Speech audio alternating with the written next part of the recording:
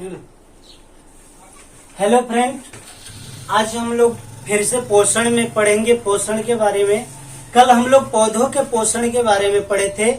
आज हम लोग ये मनुष्यों के पोषण के बारे में पढ़ेंगे कि मनुष्यों में पोषण के लिए कौन कौन से पोषक तत्वों की आवश्यकता होती है और ये पोषक तत्व मनुष्य के शरीर में जाकर के और कहाँ कहाँ कैसे कैसे चेंजिंग होता है उसके बारे में पढ़ेंगे।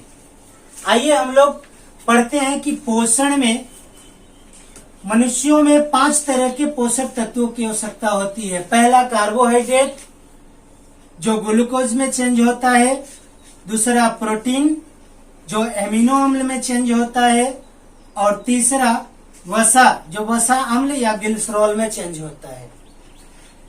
पांचवा खनिज लवण है और विटामिन है, इनका भी जरूरत होता है। अगर विटामिन न रहे तो शरीर में बहुत तरह की बीमारियां भी हो सकती है, लेकिन मुख्य रूप से ये 3 चीजों की हमारे शरीर में जरूरत होती है।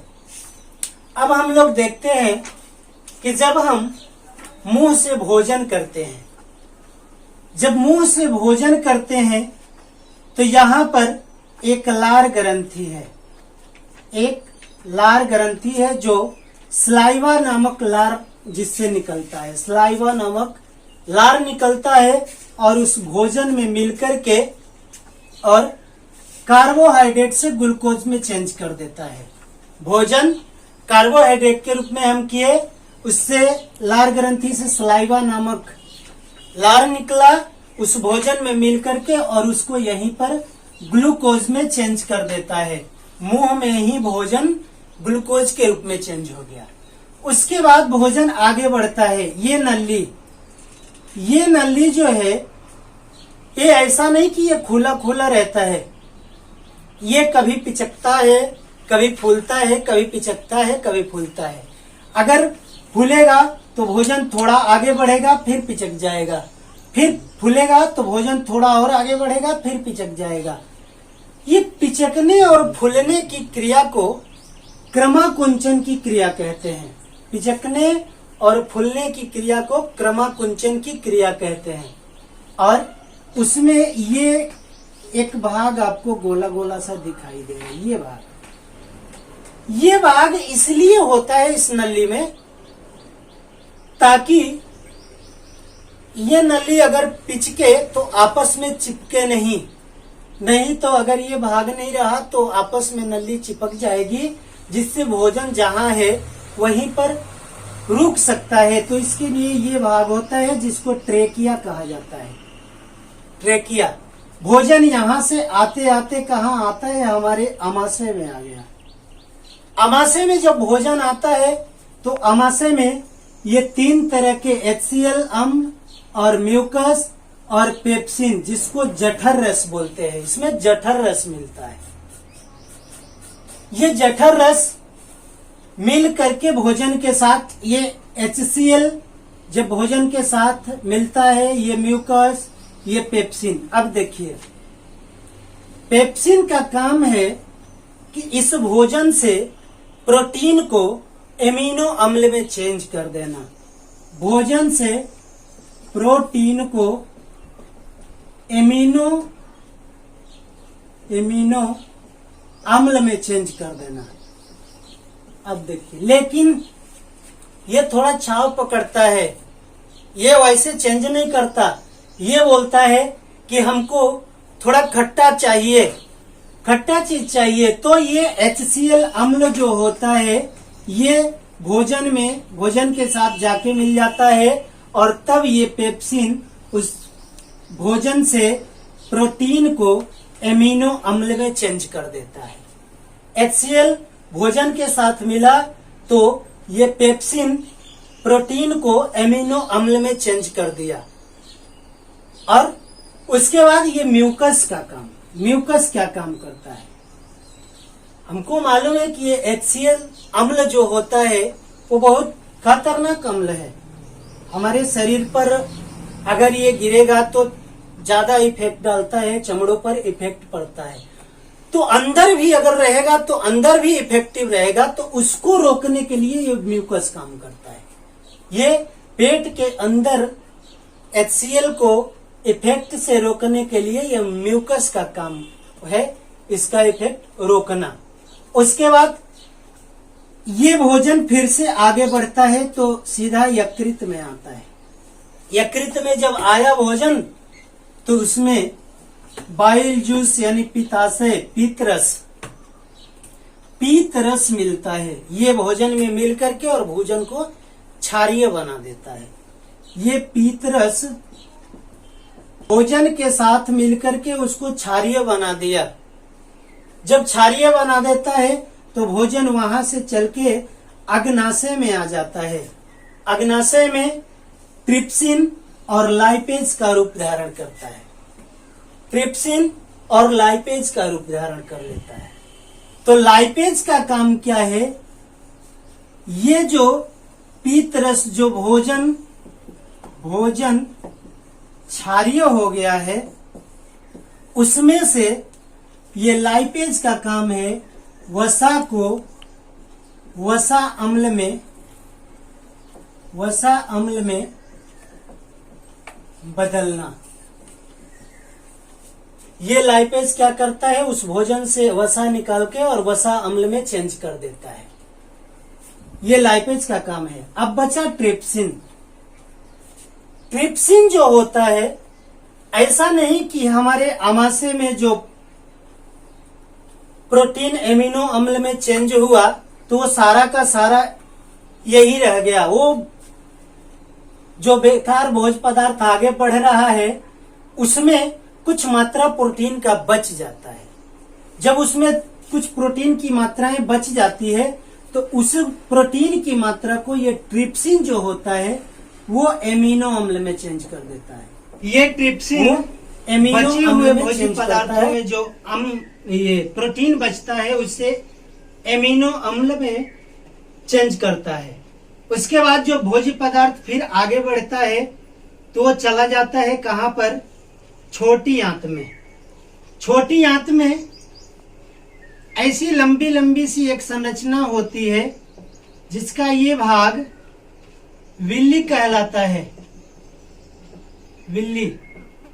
अब देखिए इनका काम क्या है? ये छोटी आंत में भी ऐसी संरचनाएं होती है और बड़ी आंत में भी वैसी ही संरचनाएं होती है। इनका काम है कि जो वेस्टेज पदार्थ आ रहा है हमारे शरीर में, जो खाद्य पदार्थ जो बेकार चीज है वो आ रहा है, उस पदार्थों में से जो पॉजिटिव है, जो बचे हुए शेष पॉजिटिव लाभदायक मात्रा कुछ पदार्थों का बचा है, वो इनका काम है कि वहां से अपने अंदर ले करके और सीधा कहां पर छोड़ देता है? खून में भेज देता है और वहां से ऑक्सीजन द्वारा हमारे शरीर को ऊर्जा की प्राप्ति होती है। ये भोजन ऐसे चल करके और ये सीधा बड़ी आंत होते हुए रेक्टम से बाहर निकल जाती है। रेक्टम से बाहर निकल जाती है। अभी एक बार और समझ लेते हैं। भोजन मुंह से चला, मुंह में ही ग्लूकोज में चेंज हो गया, वहां से आगे आते आते अमाशय में आया। अमाशय में आपको जठर रस मिला। यहाँ पर अम्ल जो है, ये प्रोटीन जो है एमिनो में चेंज हुआ। वहां से भोजन आगे बढ़ा तो ये यकृत से पित्त रस निकला, वहां उसको क्षारीय किया। क्षारीय करने के बाद ये अग्नाशय से हमारा ट्रिप्सिन और लाइपेज निकल करके उस भोजन में मिला तो वहां से फिर से ये वसा अम्ल में चेंज हुआ और जो ट्रिप्सिन है वो उस बचे हुए पदार्थों से प्रोटीन को एमिनो अम्ल में चेंज कर दिया। भोजन जब वहां से आगे बढ़ा, इस छोटी आंत में गया तो यहाँ पर भी कुछ लाभदायक पदार्थों को ये लेकर के वो खून को भेज देती है कोशिकाओं में और वहां से ऑक्सीजन द्वारा हमें ऊर्जा की प्राप्ति होती है। छोटी आंत से भोजन कहाँ गया? इस बड़ी आंत में, और बड़ी आंत से निकलते हुए रेक्टम से बाहर निकल जाती है। अब एक चीज बचा है अपेंडिक्स। अपेंडिक्स क्या है? अपेंडिक्स पहले लोग घास खाते थे, पहले लोग घास खाते थे, उस घास को पचाने का काम ये अपेंडिक्स करता था। तो क्या अभी हम घास खाएंगे तो क्या अभी ये पचा सकता है? नहीं। अभी हम घास खाएंगे तो अभी ये पचा नहीं सकता, क्योंकि इनका काम जो है वो धीरे धीरे करके, मनुष्यों ने घास खाना जब छोड़ दिया तो ये अंग भी है धीरे धीरे काम करना बंद कर दिया। अभी क्या होता है कि कभी कभी लोगों को पेट में दर्द होता है। सुने होंगे कि अपेंडिक्स का ऑपरेशन हुआ है। ये कब होता है कि ये जब भोजन छोटी आंत से बड़ी आंत में प्रवेश करता है तो उनका कुछ मात्रा इस अपेंडिक्स में आके फंस जाता है। जब फंसेगा तो पेट में दर्द होता है और डॉक्टर के पास जाओगे तो यही काट करके बाहर निकाल देता है, ताकि हमारे शरीर में इसका अभी कोई काम नहीं है, इसलिए ये काट करके बाहर निकाल देता है। अब थोड़ा सा हम मुख के बारे में पढ़ लेते हैं। थोड़ा सा मुख के बारे में पढ़ लेते हैं कि मुंह में क्या क्या होता है। हाँ। अब हम लोग मुंह के बारे में देखते हैं तो मुंह में यहाँ 2 होठ होते हैं, होठ। उसके अंदर ये दांत होता है, 32 दांत मुंह के अंदर होते हैं। वयस्कों के अंदर ये 32 दांत होते हैं। आगे वाला दांत इंसाइजर जिसको कहते हैं, ये सामने वाला दांत इंसाइजर जो किसी चीज को काटने का काम करता है, ये इंसाइजर कहलाता है। वो सामने वाले दांत होता है, सामने वाला। उसके बाद कैनाइन, कैनाइन ये साइड वाला, जो अगर कोई ठोस चीज मिले तो उसको फाड़ने का, तोड़ने का काम करता है, ये सामने वाला दांत। ये कैनाइन का काम, ये तोड़ने का काम करता है, तोड़ने का काम। और उसके बाद प्रीमोलर,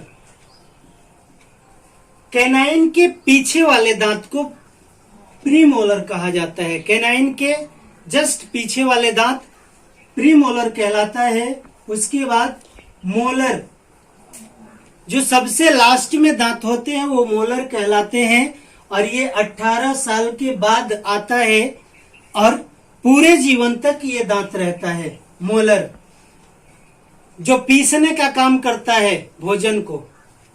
आज इतना ही, बाकी कल देखेंगे, एक क्लास और चलेगा। उसके बाद आपका बायोलॉजी का पहला चैप्टर खत्म हो जाएगा। थैंक यू, धन्यवाद।